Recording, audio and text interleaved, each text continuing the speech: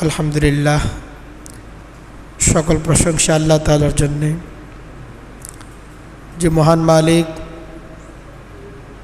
1446 হিজরির প্রথম জুমায়, আরবি বর্ষের প্রথম জুমায় জুমার নামাজ আদায়ের উদ্দেশ্যে যথাসময়ে আমাদেরকে মসজিদে আসার, দ্বীনি প্রয়োজনীয় আলোচনা করার ও শোনার তৌফিক দান করেছেন। মালিকের শুকরিয়া আদায় করি আলহামদুলিল্লাহ। অসংখ্য অগণিত দুরুদ সালাম বর্ষিত হোক আকায়ে নামদার তাজদার মদিনা মুহাম্মদুর রাসূলুল্লাহ সাল্লাল্লাহু আলাইহি ওয়াসাল্লামের প্রতি। আল্লাহ তাআলা আমাদেরকে যার উম্মত হওয়ার সৌভাগ্য দান করেছেন। মুহতারাম হাজিরিন, আরবি বর্ষ 1446 হিজরির মুহররম মাস চলতেছে। আরবি বর্ষের প্রথম মাস হচ্ছে মুহররম মাস। আজ মুহররম মাসের 5 তারিখ। মুহররম মাস অত্যন্ত সম্মানিত একটি মাস, যে মাসকে নবী করিম সাল্লাল্লাহু আলাইহি ওয়াসাল্লাম শাহরুল্লাহ, আল্লাহর মাস হিসেবে আখ্যায়িত করেছে। সকল মাসই তো আল্লাহরই, সকল দিন আল্লাহর, সকল মাস আল্লাহর, সকল বছর সব কিছুই তার। এত সত্য নবী করিম সাল্লাল্লাহু আলাইহি ওয়াসাল্লাম যখন একটি বিশেষ মাসকে আল্লাহ তাআলার মাস হিসেবে আখ্যায়িত করেন, এতে সেই মাসের যে শরীয়ী মর্যাদা, সেই মাসের যে বিশেষত্ব, সেটা একজন মুমিনের অন্তরে রক্ষাপাত করে। মুহররম মাস সম্মানিত মাস। এ মাসের একটি দিন অত্যন্ত তাৎপর্যপূর্ণ এবং ঐতিহাসিক দিন, আশুরার দিন। আগামী বুধবার মুহররম মাসের 10 তারিখ। এই 10 তারিখটাকে আরবিতে আশুরা বলা হয়ে থাকে। ঐতিহাসিকভাবে আশুরার দিন একটি মুক্তির দিন, বিজয়ের দিন। এই দিনে আল্লাহ তাআলা মিশরের ফেরাউনের কবল থেকে বনী ইসরাইলকে মুক্তি দান করেছিলেন এবং সাইয়্যিদুনা মূসা আলাইহিস সালাতু ওয়াস সালামকে আল্লাহ তাআলা এদিন বিজয় দান করেছিলেন।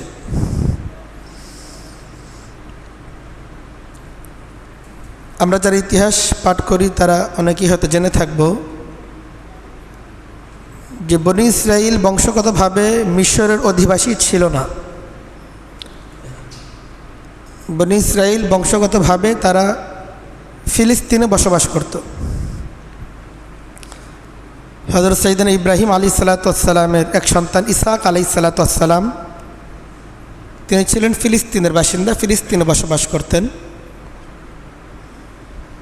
সেখানে ইসহাক আলাইহিস সালাতু ওয়াস সালামের সন্তান ইয়াকুব আলাইহিস সালাতু ওয়াস সালাম, ইয়াকুব আলাইহিস সালাতু ওয়াস সালামের অপর নাম হচ্ছে ইসরাইল। হযরত ইয়াকুব আলাইহিস সালাতু ওয়াস সালামের অপর নাম হচ্ছে ইসরাইল। ইয়াকুব আলাইহিস সালাতু ওয়াস সালামের যারা বংশধর তাদেরকে বলা হয় বনী ইসরাইল। তো ইয়াকুব আলাইহিস সালাতু ওয়াস সালামের যে বংশধর বনী ইসরাইল, তারা বসবাস করতেন ফিলিস্তিনের কেনানে বসবাস করতেন। সেখান থেকেই পরবর্তী সময়ে হযরত ইউসুফ আলাইহিস সালাতু ওয়াস সালাম যখন মিশরের শাসকবর্গ, ফারাও সম্রাট, যাদেরকে পবিত্র কোরআন কারীমের মাঝে ফেরাউন নামে আখ্যায়িত করা হয়েছে,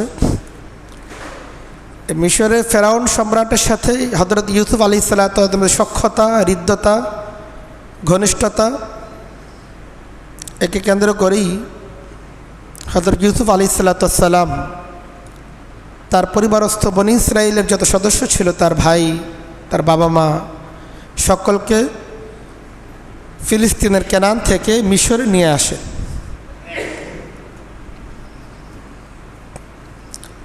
তখন থেকেই বনী ইসরাইল মিশরে বসবাস করতে শুরু করল।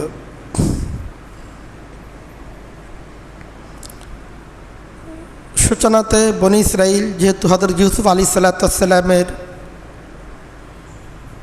আত্মীয় স্বজন পরিবারবর্গ, মিশরের ফেরাউন সম্রাট যারা, তারা বনি ইসরাইলকে অত্যন্ত শ্রদ্ধার চোখে দেখত। এদেরকে নানা রকম সুযোগ সুবিধা তারা নিশ্চিত করেছিল। ফেরাউন সম্রাটরা হযরত ঈসা আলাইহিসসালামের দুনিয়াতে আগমনের প্রায় 3000 বছর আগে থেকে, ঈসা আলাইহিসসালাম দুনিয়াতে আগমনের প্রায় 330 বছর পূর্ব পর্যন্ত প্রায় 2500 বছর অধিক সময় তারা মিশরকে শাসন করেছিল। মিশরের নেতৃত্ব দিয়েছিল ফেরাউন শাসকরা। হযরত ইউসুফ আলাইহিসসালামের সময় যে ফেরাউন সম্রাট ছিল তার নাম ছিল আমিনহোতেপ।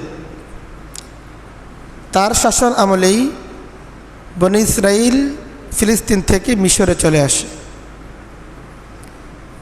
কিন্তু সময়ের ব্যবধানে যখন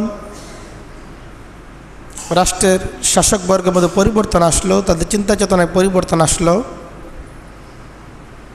ধীরে ধীরে মিশরের স্থায়ী নিবাসী যারা ছিল কিপ্তি সম্প্রদায়,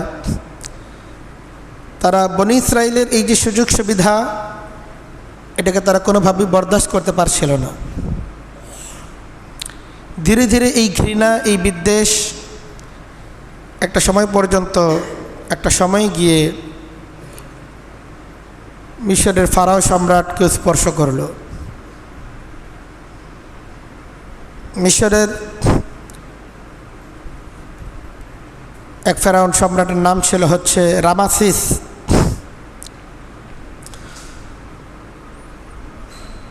তাদের ছিল অত্যন্ত স্বৈরচারী এক শাসক ছিল রামাসিস। অত্যন্ত দক্ষ গোয়েন্দা বিভাগ তার কাছে ছিল, অত্যন্ত চৌকস তথ্য মন্ত্রণালয় তার ছিল, সম্প্রচার মন্ত্রণালয় ছিল, বিশাল সেনাবাহিনী সে গঠন করেছিল। তার রাষ্ট্রকে সুসংহত করার জন্য, তাদের শাসন ক্ষমতাকে নিশ্চিত করার জন্য হেন অপরাধ নেই যে অপরাধ করতে তারা কুণ্ঠিত হতো। নিজেদের ক্ষমতাকে সুসংহত করার জন্য, ক্ষমতাকে স্থায়ী এবং পাকাপোক্ত করার জন্য যা যা করণীয় তাই তারা করত। ভয়ানক থেকে ভয়ানক অপরাধ তারা করত। অপরদিকে প্রতিপক্ষের পক্ষ থেকে যদি সামান্য কোনো ভুল অপরাধ পাওয়া যেত, সেটাকে সাজিয়ে গুছিয়ে তার তথ্য মন্ত্রণালয়, সম্প্রচার মন্ত্রণালয়ের মাধ্যমে গোটা দেশে অত্যন্ত ভয়ানক এবং ভয়াবহ অপরাধ আকারে সে প্রচার করত। তো কিপ্তি সম্প্রদায়ের তারা অত্যন্ত ভালো জ্যোতির্বিদ ছিল। তাদের জ্যোতিষীরা, নক্ষত্রবিদরা মিশরের 19তম ফারাও সম্রাট রামাসিস ছিল, তাকে জানালো যে বনি ইসরাইলের মধ্যে এক শিশু জন্মগ্রহণ করবে, যে তার ফেরাউন সম্রাটের পতনের কারণ হবে। তো এটা শুনে সে অস্থির হয়ে গেল।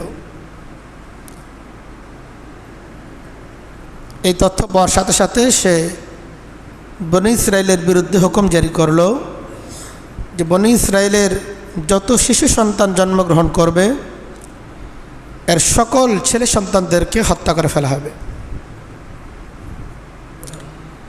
একটা লম্বা সময় পর্যন্ত, দীর্ঘ সময় পর্যন্ত এই হত্যা কার্য চলতে লাগলো।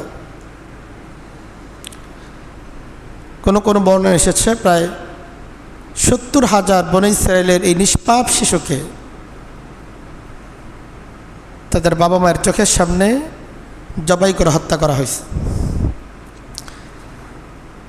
পবিত্র কোরআনে কারীমের মাঝে আল্লাহ তাআলা সেই সমস্ত ইতিহাস উল্লেখ করেছেন। তো কিন্তু আল্লাহ তাআলা যাকে জীবিত রাখবেন তাকে তো আল্লাহ তাআলা জীবিত রাখবেনই, তাকে হত্যা করা সাধ্য কারো আছে? এর মধ্যেই দিয়ে আল্লাহ তাআলা হযরত মুসা আলাইহিস সালামকে বনী ইসরাইলের মাঝে জন্মদান করলেন। এবং আল্লাহ তাআলার কি হিকমত যে আল্লাহ তাআলা ফেরাউন সম্রাটের ঘরেই, সেই রামাসিসের ঘরেই হযরত মুসা আলাইহিস সালামকে আল্লাহ তাআলা বড় করে তুললেন। সেই সমস্ত ইতিহাস আমরা অবশ্যই নানা মাধ্যমে আমরা জেনে থাকব।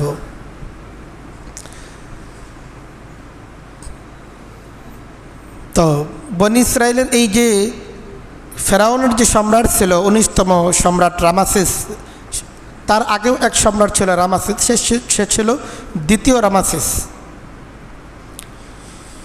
সে তার মৃত্যুকালে তার বড় সন্তান মিনফাতাহ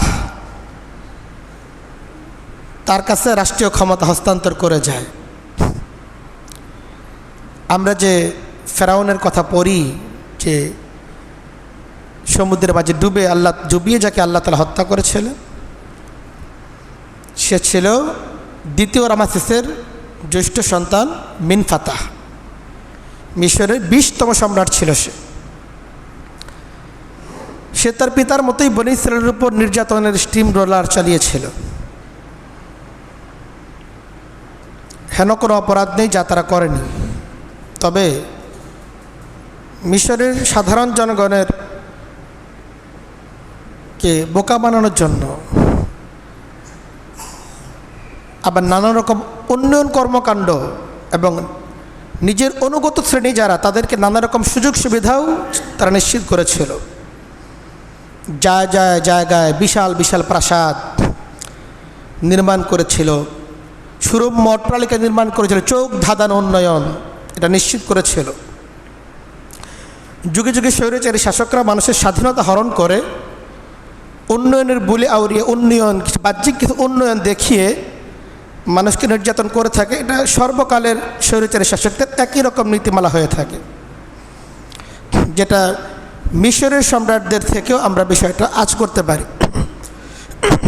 আল্লাহ তাআলা পবিত্র কোরআনে কারীমের মাঝে অনেক জাতিসত্তার আলোচনা করেছেন, কিন্তু ফেরাউনের জাতির মতো এত দীর্ঘ আলোচনা অন্য কোনো জাতির করেন নাই। অনেক নবীর আলোচনা আল্লাহ তাআলা পবিত্র কোরআনে কারীমের মাঝে করেছেন। 25 জন নবীর আলোচনা আল্লাহ তাআলা পবিত্র কোরআনে কারীমের মাঝে করেছেন। তার মাঝে সবচেয়ে বেশি আলোচনা করেছেন হযরত মুসা আলাইহিস সালামের কথা। আল্লাহ তাআলা পবিত্র কোরআনে কারীমের মাঝে হযরত মুসা এবং ফেরাউনের ইতিহাস কেন এত বেশি আলোচনা করলেন? নিঃসন্দেহে একজন মুমিনের জন্য হযরত মুসা আলাইহিস সালামের ইতিহাস, ফেরাউনদের ইতিহাস, বনী ইসরায়েলের ইতিহাস এটা অবশ্য পাঠ্য। প্রত্যেক মুমিনকেই হযরত মুসা আলাইহিস সালামের ইতিহাস এটা পড়া উচিত। ফেরাউনদের ইতিহাস, বনী ইসরায়েলের ইতিহাস সম্পর্কে জানা উচিত। অন্যথায় সে তার জীবনের সিদ্ধান্ত গঠন করতে পারবে না, তার করণীয় কি এটা সে স্থির করতে পারবে না। আল্লাহ তাআলা এক পর্যায়ে হযরত মুসা আলাইহিস সালামকে নবুয়ত দান করলেন। এগুলো তো দীর্ঘ ইতিহাস, সমস্ত ইতিহাস তো আলোচনা করা এই সংক্ষিপ্ত সময় অবশ্যই সম্ভব না। আল্লাহ তাআলা হযরত মুসা আলাইহিস সালামকে নবুয়ত দান করেছিলেন। মুসা আলাইহিস সালাম যখন যুবক হয়ে বেড়ে উঠেছিলেন, ফেরাউন শুরু থেকে আঁচ করতে পারছিল যেই ছেলেটা আমার ঘরের মধ্যে বড় হয়ে উঠতেছে আমার স্ত্রীর সহযোগিতায়, তার আশ্বাস প্রশ্বাসে, এই ছেলেটাই হয়তো বনী ইসরায়েলের সেই ছেলে যার ভবিষ্যৎবাণী গণকরা করছে। সে কখনোই এই ছেলের ব্যাপারে স্বস্তিতে ছিল না।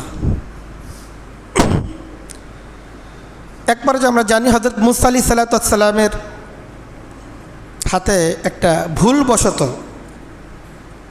একটা অপরাধীকে তিনি আঘাত করেছিলেন, কিন্তু সে অপরাধী সে মৃত্যুবরণ করে। এটা ইচ্ছাকৃতভাবে তাকে মারার জন্য মুসা আলাইহিস সালাম আঘাত করেননি। ফেরাউন দীর্ঘদিন পর্যন্ত সুযোগ খুঁজতেছিল এই ছেলেটাকে কোনোভাবে বিপদে ফেলা যায় কিনা, কারণ তার আমল, তার আখলাক, তার চলাফেরা সব কিছুর একটা ভিন্ন কিছুর সাক্ষী দিচ্ছিল। ইঙ্গিত করতেছিল, কিন্তু সে কোনো সুযোগ খুঁজে পাচ্ছিল না তাকে ধরার জন্য।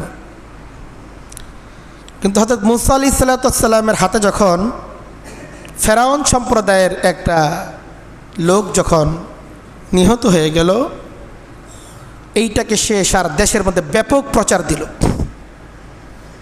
হযরত মূসা আলাইহিসসালামকে গোটা দেশের মানুষের সামনে অত্যন্ত চরম শীর্ষ সন্ত্রাসী হিসাবে সে উপস্থাপন করার চেষ্টা করলো। অথচ এই ফেরাউন সেই ফেরাউন যে বনী ইসরায়েলের নির্মমভাবে বনী ইসরায়েল নিষ্পাপ 70,000 শিশুকে হত্যা করছে, যে নিষ্পাপ 70,000 শিশুকে হত্যা করলো নিজের ক্ষমতাকে সুসংহত করার জন্য, নিজের ক্ষমতাকে টিকিয়ে রাখার জন্য। সেই ফেরাউন হযরত মূসা আলাইহিসসালামের হাতে যখন একজন অপরাধী যে অপরাধ করেছিল, সেই অপরাধী ইচ্ছাকৃতভাবে না বরং ভুলবশত মূসা আলাইহিসসালামের হাতে নিহত হয়ে গেল, কিন্তু সে তার মিডিয়ার মাধ্যমে, সে তার তথ্য এবং সম্প্রচার মন্ত্রণালয়ের মাধ্যমে এটাকে জনগণের মধ্যে এমনভাবে উপস্থাপন শুরু করলো, জনগণ এটাকেই ফোকাস হল, এত বড় অপরাধী। তো মূসা আলাইহিসসালাম যখন এটা অনুভব করলেন যে এখানে কোনোভাবেই তিনি কিছুদিন তিনি গা ঢাকা দিয়ে থাকলেন, একটা পর্যায়ে তিনি অত্যন্ত কৌশলের মাধ্যমে মিশর ত্যাগ করলেন। আল্লাহ তাআলা এক পর্যায়ে হযরত মূসা আলাইহিসসালামকে নবুয়ত দান করলেন।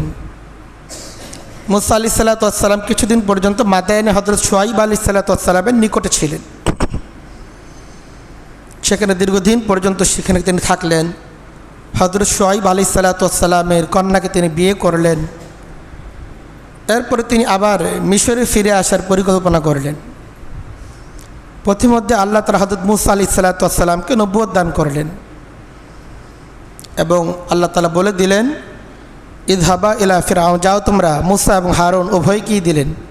প্রথমে মূসা আলাইহিসসালামকে দিয়েছিলেন, কিন্তু মূসা আলাইহিসসালামের জবানে একটু জড়তা ছিল, তিনি অত্যন্ত সুবক্তা ছিলেন না, অথচ দাওয়াতি কাজের জন্য একজন ভালো বক্তা হওয়ারও প্রয়োজন।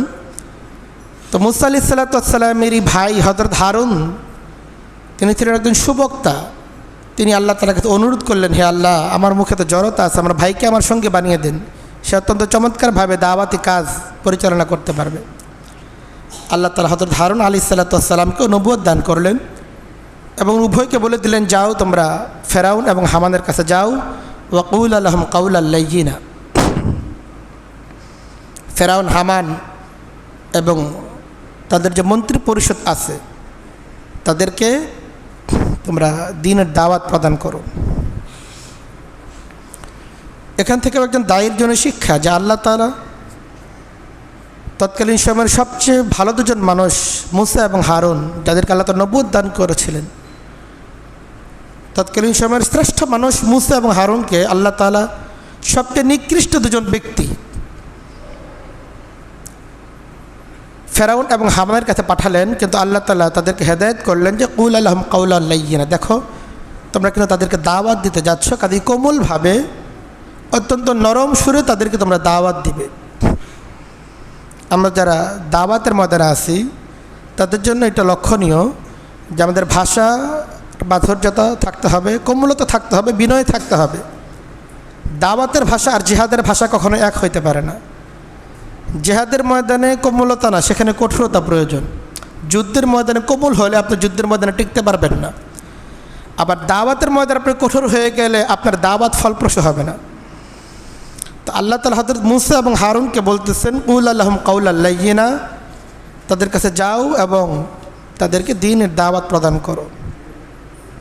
হযরত মূসা আলাইহিসসালাম যখন এই দাওয়াত প্রদান করলেন, স্বৈরাচারী শাসক সে কি কোনোভাবে মানতে পারে যে এত বিশাল মিশর সাম্রাজ্যের আমি নেতৃত্ব দেই, এত উন্নত রাষ্ট্রের আমি নেতৃত্ব দেই, এত বিশাল সেনাবাহিনী আমার অনুগত, এত বিশ্বস্ত অনুগত এক মন্ত্রণালয় আমার আছে যারা কোনো দিন আমার ক্ষমতাকে চ্যালেঞ্জ করতে পারে না, আর সেখানে সেই দিনের ছেলে আমাদের ঘরেই প্রতিপালিত হইল, তার কথা মেনে নিব, তার অনুগত হয়ে যাব, এটাকে সম্ভব? দাওয়াতকে মেনে নিল না। উপরন্তু মূসা আলাইহিসসালামের দাওয়াতকে মেনে নিবে দূরের কথা, বনী ইসরায়েলের উপর সে নির্যাতনের মাত্রাকে বাড়িয়ে দিল। বনি ইসরাইল হযরত মূসা আলাইহিস সালামের প্রতি এর খুব প্রকাশ করছে, দেখো তুমি যখন ছিলে না তখনও নির্যাতন সহ্য করতে, তুমি আসার পরও কী লাভ হইল, নির্যাতন তো আমাদের আরও বেড়ে গেল, তুমি এসে আমাদের বিপদে ফেলছো। হযরত মূসা আলাইহিস সালাম যখন ফেরাউনকে বারবার দাওয়াত দেওয়ার পরও দেখলেন যে না, কোনোভাবেই সে দ্বীনের দাওয়াতকে গ্রহণ করতে প্রস্তুত না, সর্বশেষ তিনি ফেরাউনকে অনুরোধ করলেন যে ঠিক আছে, অন্তত বনি ইসরায়েলকে তুমি ছেড়ে দাও, তাদেরকে নিয়ে আমি অন্যত্র কোনো এলাকায় চলে যাই যেখানে তারা স্বাধীনভাবে সুন্দরভাবে তাদের জীবন পরিচালনা করতে পারে। কারণ দ্বিতীয় রামাসিস এবং তার পুত্র মিন ফাতাহ যারা বনি ইসরায়েলের উপর চরম নির্যাতন শুরু করেছিল, তারা বনি ইসরায়েলকে সামাজিক এবং নাগরিক সব ধরনের সুযোগ সুবিধা থেকে বঞ্চিত করে ফেলেছিল। সমাজের একেবারে তৃতীয় শ্রেণীর নাগরিক বলতে আমরা যা বুঝি বা এর চেয়েও নিচে, শুধুমাত্র সুযোগ সুবিধা থেকেই বঞ্চিত করেছিল এমন না, এটা ভাবা যায় যে কী ধরনের স্বৈরাচারী শাসক যে 70,000 নিষ্পাপ সদ্য প্রসূত শিশু সন্তানকে মায়ের কোল থেকে নিয়ে জবাই করে হত্যা করা ফেলা হচ্ছে, কিন্তু সমাজের কেউ টু শব্দ করবে এই সাহস পর্যন্ত নাই। কোনো মিডিয়া সেটা নিয়ে কিছু বলবে কারো সাহস নাই, কেউ প্রতিবাদ করবে, মিছিল করবে, মিটিং করবে, এই দুঃসাহস কারণেই। কী ধরনের এক স্বৈরাচারী রাষ্ট্র এবং ক্ষমতা ফেরাউন সম্রাট তারা প্রতিষ্ঠা করেছিল। মূসা আলাইহিস সালাম ফেরাউনদেরকে অনুরোধ করলেন যে বনি ইসরায়েলের উপরে নির্যাতন তোমরা বন্ধ করো, তোমাদের দেশে থাকতে দিবা না, এরা এই এলাকার স্থায়ী বাসিন্দা না ভিন্ন কথা, আরদুল্লাহি ওয়াসিয়া, আল্লাহর দুনিয়া তো প্রশস্ত, এদেরকে ছেড়ে দাও, এদেরকে নিয়ে আমি অন্য কোনো এলাকায় চলে যাই যেখানে তারা স্বাধীনভাবে নিজেদের জীবনটাকে পরিচালনা করতে পারে। কিন্তু ফেরাউনদের সমস্যা ছিল এই, এরা যেমন বনি ইসরায়েলের উপর নির্যাতন করেছিল, পাশাপাশি বনি ইসরায়েলের প্রয়োজনও তাদের ছিল। বনি ইসরায়েলের প্রয়োজন এই ছিল যে বনি ইসরায়েলের যারা কিশোর যুবক বা যুবতী যারাই আছে এদেরকে তারা বেগারে খাটাতো এবং তাদেরকে পারিশ্রমিক থেকে বঞ্চিত করত। পৃথিবীর বিভিন্ন দেশের বড় বড় উন্নয়নগুলো দেখবেন বেশিরভাগই অন্য রাষ্ট্রের উপর জুলুম করে নির্যাতন করে তারা তাদের উন্নত জীবন ব্যবস্থা গড়ে তুলছে। আপনি ইউরোপের কান্ট্রিগুলো দেখবেন এই আফ্রিকা এশিয়ার উপর দীর্ঘদিন পর্যন্ত এই সমস্ত এলাকাকে তারা লুণ্ঠন করছে, এই সমস্ত এলাকার সম্পদ দিয়ে তারা এখন তাদের সাধের প্রাসাদ তারা গড়ে তুলছে। এখনও দেখবেন যারা পুঁজিবাদী যারা আছে, এরা সমাজের যারা শ্রমিক শ্রেণী আছে এদেরকে কিভাবে শোষিত করে থাকে, এদেরকে তাদের অধিকার থেকে নানা কৌশল বঞ্চিত করে থাকে। তো ফেরাউনদের এই সুযোগ সুবিধা তারা বনি ইসরায়েল থেকে নিত, এদেরকে একেবারে সামান্য বিনিময়ে এদেরকে শ্রমিক হিসাবে নিয়োগ দিত। এখন যদি এত বিপুল পরিমাণ শ্রমিক যদি মিশর থেকে চলে যায়, তখন তাদের এই উন্নয়ন কর্মকাণ্ড যাদের উপর নির্ভর করে এই তারা উন্নয়ন কর্মকাণ্ড পরিচালনা করতেছে, এই উন্নয়ন তো থমকে যাবে। এদিন কোনোভাবেই আবার বনি ইসরায়েলকে ছাড়তেও তারা রাজি না, নির্যাতনও করবে, শোষণও করবে, এদের যারা সুযোগ সুবিধাও ভোগ করবে, কিন্তু ন্যূনতম সুযোগ সুবিধা এদেরকে নিশ্চিত করবে না।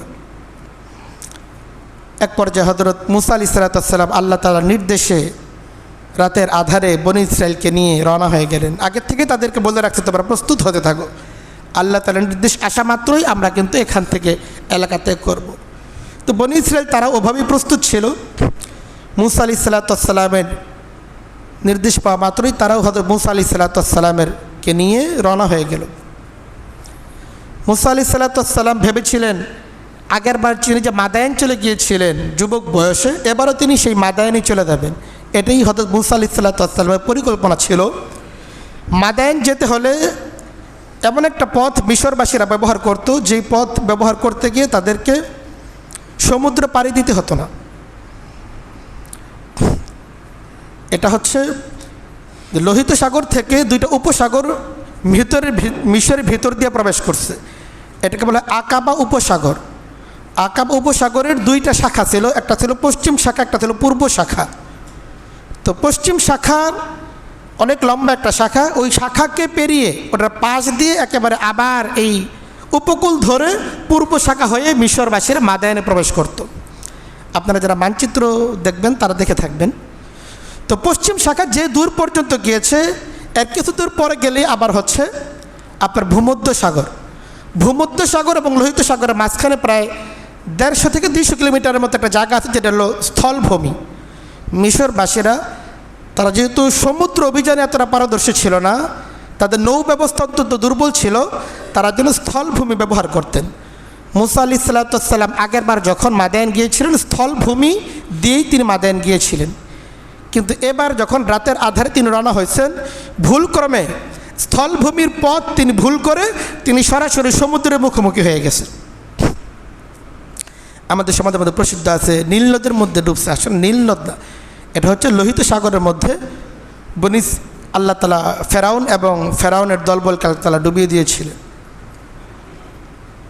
তো যখন বনী ইসরাইল যখন মিশর থেকে রওনা হয়ে বেরিয়ে আসলো, তখন শক্তিশালী গোয়েন্দা ইউনিটের মাধ্যমে ফেরাউন পর্যন্ত সেই সংবাদ চলে গেল, সেও তাদের পশ্চাৎবরণ শুরু করলো। বনী ইসরাইল যখন একেবারে সমুদ্রের মুখোমুখি চলে আসলো, সামনে সমুদ্রের পিছনে ফেরাউনের বাহিনী আসতেছে, তার আঁচ পাওয়া যাচ্ছে নানাভাবে।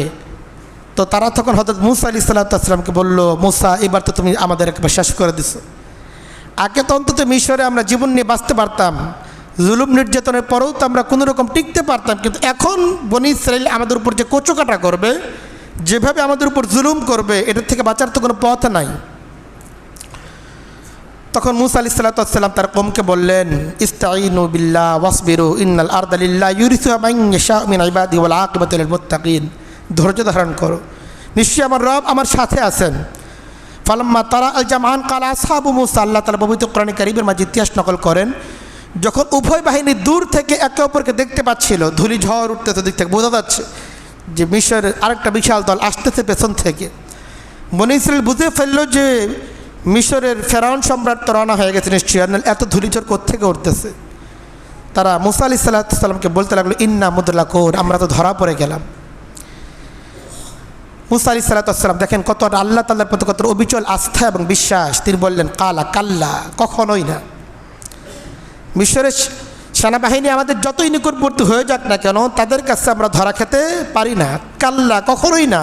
ইন্না মাইয়া রব্বি সায়াহদিন, নিশ্চয়ই আমার রব আমার সাথে আছেন, তিনি সত্যর একটা পথ তিনি বের করে দিবেন।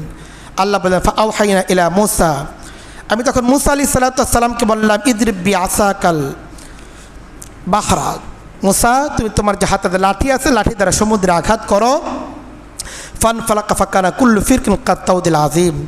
মুসা আলাইহিস সালাম আঘাত করলেন, বনী ইসরাইলের জন্য আল্লাহ তাআলা রাস্তা করে দিলেন সমুদ্রের মধ্য দিয়ে, লোহিত সাগরের মধ্য দিয়ে। সুবহানাল্লাহ। বনী ইসরাইল সেই রাস্তা পেরিয়ে যখন অপর প্রান্তে, যেটা সিনাই পর্বতমালা এলাকা পড়েছিল, সেই প্রান্তে যখন পৌঁছে গেল, ফেরাউন এর মধ্যে এসে দেখে তো বিশাল রাস্তা করা। হামান তারে বলল, আর এই রাস্তা তো আপনারই জন্য, নামেন আপনি। তখন সেও যখন প্রায় অপর প্রান্তের কাছাকাছি পৌঁছে গেল, আল্লাহ তাআলা সমুদ্রকে আদেশ করলেন, সমুদ্র মিলে গেল, আর ফেরাউন তার সদল বলে সেই সমুদ্রের মধ্যে ডুবে নিহত হয়ে গেল। পবিত্র কোরআনে কারীমের মাঝে আল্লাহ তাআলা সেই ইতিহাস আলোচনা করেন, ওয়া ইয নাজ্জাইনাকুম মিন আলি ফিরআউনা, স্মরণ করে সেই সময়ের কথা, ইয নাজ্জাইনাকুম বনী ইসরাইল, যখন আমি তোমাদেরকে নাজাত দিয়েছিলাম, মুক্তি দিয়েছিলাম, মিন ফিরআউনা, ফেরাউনের কবল থেকে। ইয নাজ্জাইনাকুম মিন আলি ফিরআউনা ইয়াসুমুনাকুম সুআল আযাব, যে ফেরাউন তোমাদের উপর নিষ্ঠুর নির্যাতন করেছিল। ইউযাব্বিহুন আবনাআকুম, তোমাদের ছেলে সন্তানদেরকে জবাই করেছিল। ওয়াস্তাহয়ুনা নিসাআকুম, তোমাদের কন্যা সন্তানদেরকে সে জীবিত রাখত। ওয়া ফি যালিকুম বালাউম মির রাব্বিকুম আযীম, নিশ্চয়ই তোমাদের রবের পক্ষ থেকে এটা তোমাদের জন্য অত্যন্ত বড় একটা পরীক্ষা ছিল। ওয়া ইয ফারাকনা বিকুমুল বাহরা ফাআনজাইনাকুম ওয়া আগরাকনা আলা ফিরআউন ওয়া আনতুম তানজুরুন। আল্লাহ বলেন, সমুদ্রকে যখন তোমাদের জন্য দ্বিখণ্ডিত করে দিয়েছিলাম, তোমাদেরকে সমুদ্রে পার করে দিয়েছিলাম, আমার ফেরাউন এবং তার দলকে আমি সমুদ্রে ডুবিয়ে দিয়েছিলাম, তোমরা নিজেরাও সেটাকে লক্ষ্য করতেছিলে, দেখতেছিলে, তোমাদের চোখের সামনেই এই ঘটনা সংঘটিত হয়েছিল। তো আল্লাহ তাআলা ফেরাউন সম্প্রদায়ের সাথে যুদ্ধে না জড়িয়েও মুসা আলাইহিস সালাম এবং বনী ইসরাইলকে সেদিন ফেরাউনের কবল থেকে মুক্তি দিয়েছিলেন, এবং প্রকারান্তরে মুসা আলাইহিস সালামকে আল্লাহ তাআলা বিজয় দান করেছিলেন। হযরত নবী করিম সাল্লাল্লাহু আলাইহি সাল্লাম যখন মক্কা থেকে মদিনায় হিজরত করে আসলেন, তখন দেখলেন যে মদিনার যারা ইহুদি, তারা তো মুহররমের 10 তারিখে রোজা রেখে থাকে। নবী করিম সাল্লাল্লাহু আলাইহি সাল্লাম তাদেরকে জিজ্ঞেস করলেন এই রোজা রাখার কারণ সম্পর্কে, যে ওরা কেন রোজা রাখে। ফাওয়াজাদাল ইয়াহুদা সিয়ামান আশুরা, নবীজি দেখলেন যে ইহুদিরা তো আশুরার দিন মুহররমের 10 তারিখ রোজা রাখে। নবী করিম সাল্লাল্লাহু আলাইহি ওয়াসাল্লাম জিজ্ঞেস করলেন ফাসআলাহুম আন সিয়ামিহিম, তাদেরকে তাদের রোজা সম্পর্কে জিজ্ঞেস করলেন। তখন তারা সেদিন বলল আনজাল্লাহু ফিহি মূসা ওয়া কাওমাহু ওয়া আগরাকা ফিরআউনা ওয়া কাওমাহু। এদিন সেই ঐতিহাসিক দিন যেদিন আল্লাহ তাআলা হযরত মূসা এবং তার দলবলকে মুক্তি দিয়েছিলেন এবং ফেরাউন এবং তার দলবলকে আল্লাহ তাআলা নিমজ্জিত করেছিলেন। ফাসাবাহু মূসা শুকরান, তখন মূসা আলাইহিস সালাতু ওয়াস সালাম শুকরিয়া আদায় স্বরূপ এই দিন রোজা রাখতেন। তো বিজয়ের আনন্দ কীভাবে উদযাপন করতে হবে এটাও আমরা হয়তো মূসা আলাইহিস সালাতু ওয়াস সালাম থেকে শিখতে পাই যে বিজয়ের আনন্দে বেপরোয়া হওয়া যাবে না, বরং বিজয় এটা আল্লাহ তাআলা কর্তৃক দান। কাজে এই বিজয়টাকে অত্যন্ত শুকরিয়ার মাধ্যমে আল্লাহ তাআলার আনুগত্যের মাধ্যমে উদযাপন করতে হবে। তো বনী ইসরাইলের এই ইহুদিদের এই সংবাদের পর নবী করিম সাল্লাল্লাহু আলাইহি ওয়াসাল্লাম বললেন ফাআনা হাক্কু ওয়া আওলা বিমূসা, মূসা আলাইহিস সালাতু ওয়াস সালামের মুক্তির আনন্দে যদি তোমরা রোজা রাখতে পেরে থাকো, তো মূসা আলাইহিস সালাতু ওয়াস সালামের আসল যোগ্য অনুসারী তো হচ্ছে আমি। মূসা আলাইহিস সালাতু ওয়াস সালাম যে তাওহীদের থেকে মানুষকে আহ্বান করতেন, আমিও তো সেই তাওহীদের দাওয়াত নিয়ে এসেছি। কাজেই মূসা যদি আল্লাহ তাআলার প্রতি শুকরিয়া আদায় স্বরূপ এই দিন রোজা রেখে থাকে, কাজে তাওহীদের একজন অনুসারী হিসাবে আমারও দায়িত্ব এবং কর্তব্য এদিন আমিও রোজা রাখবো। তো নবী করিম সাল্লাল্লাহু আলাইহি ওয়াসাল্লাম আশুরার দিন রোজা রাখলেন এবং মুসলমানদেরকেও আদেশ করলেন যে তোমরাও আশুরার দিন রোজা রাখো। এবং পাশাপাশি নবী করিম সাল্লাল্লাহু আলাইহি ওয়াসাল্লাম বলে দিলেন খালিফুল ইয়াহুদ, ইহুদিরা তো এই দিন একদিন রোজা রাখে, এখন তোমরাও যদি একদিন রোজা রাখো ইহুদিদের সাথে সাদৃশ্য হয়ে যায়। কাজে খালিফুল ইয়াহুদ, এবং তোমরা বরং কী করো ওয়াসুমু ইয়াওমান কাবলাহু আও বাদাহু ইয়াওমান, তোমরা আশুরার দিনের আগে কিংবা পরে একদিন মিলিয়ে তোমরা 2 দিন রোজা রাখো। তো নবী করিম সাল্লাল্লাহু আলাইহি সাল্লাম সাহাবায়ে আদেশ করলেন তোমরা 10 তারিখ রোজা রাখো, পাশাপাশি এর সাথে মিলিয়ে 9 তারিখ কিংবা 11 তারিখ 2 দিন তোমরা রোজা রাখো। এখান থেকেও একটা জিনিস শিক্ষা এবং ভাবনার যে নবী করিম সাল্লাল্লাহু আলাইহি সাল্লাম রোজার মতো একটা ইবাদতের ক্ষেত্রেও আল্লাহ রাসূল সাল্লাল্লাহু আলাইহি সাল্লাম যদি ইহুদিদের অনুসরণ না হয়ে যায়, তিনি তার উম্মত থেকে এই জন্য কতটা সতর্ক করলেন। কিন্তু আজকে মুসলিম তার জীবনের কোন কোন ক্ষেত্রে এমন আছে যে ক্ষেত্রে মুসলমানরা ইহুদি এবং নাসারাদের অনুসরণকে বাদ দিছে। জীবনের এমন কোনো ক্ষেত্র নেই, কি ভালো কাজ কি মন্দ কাজ, নবী করিম সাল্লাল্লাহু আলাইহি সাল্লাম ভালো কাজও যেন তাদের হুবহু সাদৃশ্য না হয় এই জন্য তার উম্মতকে পর্যন্ত সতর্ক করেছেন। আর সেক্ষেত্রে নাফরমানের এমন কোনো কাজ নাই মুসলমান নামধারী আমরা যারা আছি, যারা ইহুদি নাসারাদের অনুসরণের ক্ষেত্রে এর কোনো রকম ছাড় দেওয়া হচ্ছে। এটা আমাদের জন্য অত্যন্ত দুঃখজনক ও লজ্জাজনক। নবীর উম্মতের আমরা দাবি করি, কিন্তু নবীর যে চিন্তা এবং তার যে দর্শন এটা নিজের অন্তরে কোনোভাবেই আমরা লালন করি না। তো যে কথা বলছিলাম, তো সেই থেকে নবী করিম সাল্লাল্লাহু আলাইহি ওয়াসাল্লাম আশুরার দিন রোজা রাখেন এবং আশুরার দিন রোজার ফজিলত সম্পর্কে নবীজি বলেন যে সিয়ামু ইয়াউমি আশুরা আহতাসিবু আলাল্লাহি আন ইউকাফিরা সানাতাল্লাতী ক্বাবলাহ, আশুরার দিনের রোজার ব্যাপারে আমি আল্লাহ তাআলার কাছে আশাবাদী, আল্লাহ তাআলা এই দিন রোজার বরকতে আল্লাহ তাআলা 1 বছরের গুনাহগুলো মাফ করে দিবেন। 1 বছরের গুনাহগুলিকে আল্লাহ তাআলা আশুরার রোজার বদৌলতে আল্লাহ তাআলা মাফ করে দেবেন। কোনো কোনো বর্ণনার মধ্যে 2 বছরের কথাও এসেছে। অত্যন্ত ফজিলতপূর্ণ রোজা হচ্ছে আশুরার রোজা। এই আশুরার রোজা ঐতিহাসিকভাবে একটি মুক্তি এবং আনন্দের রোজা। আল্লাহ তাআলা এই দিন তাওহীদের অনুসারী যারা তাদেরকে মুক্তি দিয়েছিলেন, বিজয় দান করেছিলেন, এই জন্যই ঐতিহাসিকভাবে এই দিন রোজা রাখা হয়ে থাকে। আশুরার দিন হচ্ছে আমাদের বুধবারে, কাজে আমরা যারা রোজা রাখবো আমাদের সকলের রোজা রাখা উচিত। নবী করিম সাল্লাল্লাহু আলাইহি ওয়াসাল্লামের নির্দেশ পালনার্থে তারা মঙ্গলবার কিংবা বুধবার বা বুধবার বৃহস্পতিবার আমরা এই দিন রোজা রাখতে পারি। কাজে এই দিন অত্যন্ত তওবার দিন। হাদিসের মধ্যে এসেছে যে মুহররম মাসে এমন একটি দিন আছে ফিহি ইয়াউমুন তাবাল্লাহু ফিহি কওমান ওয়া ইয়াতুবু ফিহি কওমান আখারিন, এমন একটা দিন আছে যেই দিনের মধ্যে আল্লাহ তাআলা এক সম্প্রদায়ের তওবাকে কবুল করেছিলেন। সেই সম্প্রদায় কোন সম্প্রদায় এটা নিশ্চিতভাবে জানা নেই, তবে ধারণা করা হয়ে থাকে আল্লাহ তাআলা হযরত ইউনুস আলাইহিস সালাতু ওয়াস সালামের তওবাকে এই দিন কবুল করেছিলেন। এবং আল্লাহ রাসূল ভবিষ্যৎবাণী করেছেন এই দিন আল্লাহ তাআলা অপর একটি সম্প্রদায়ের তওবাকেও আল্লাহ তাআলা এই দিন কবুল করে থাকবেন। কাজে অত্যন্ত ফজিলতপূর্ণ দিন। সাহাবায়ে কেরাম নবীজিকে জিজ্ঞেস করেছিলেন, হে আল্লাহর রাসূল আমরা কোন দিন রোজা রাখবো, কোন মাসে রোজা রাখবো? নবী করিম সাল্লাল্লাহু আলাইহি ওয়াসাল্লাম তখন জবাব দিয়েছিলেন ইন কুনতা তাসুমু ইন কুনতা তাসিবিনা। এক সাহাবিয়া নারী সাহাবী নবীজিকে জিজ্ঞেস করেছিলেন, নবীজি তখন জবাব দিয়ে ইন কুনতা তাসিবিনা বাদা শাহরি রমজান, রমজান মাসের পরে যদি কোন মাসে তুমি বিশেষভাবে রোজা রাখতে চাও ফাসুমিল মুহররমা, মুহররম মাসে বেশি থেকে বেশি রোজা রাখো। ফাইন্নাহু শাহরুল্লাহ, মুহররম মাস এটা আল্লাহ তাআলার বিশেষ মাস, কাজে এই দিন আমাদের রোজা রাখা চাই, বিশেষভাবে রোজা রাখা চাই।